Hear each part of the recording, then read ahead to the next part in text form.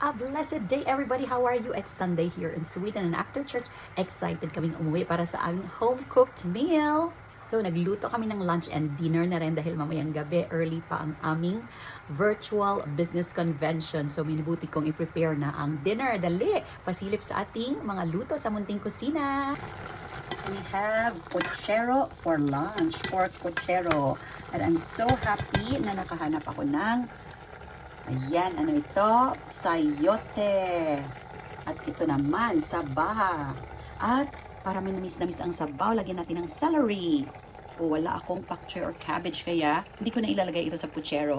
Ilagay ko na lang dito ang init na sabaw at maluluto na yung ating dinner. Then ay palambutin na lang, pero na ano ko na ito, napakuluan at na simmer for 1 hour. Medyo malambot-lambot, pero paano po mamaya balaputin ang kanyang soup. This is sweet and sour pork with buto-buto para sa dinner.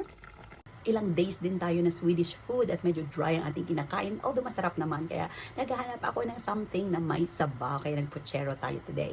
Okay, thank you for watching, everybody. Enjoy the upcoming week. Take care always, and God bless us all.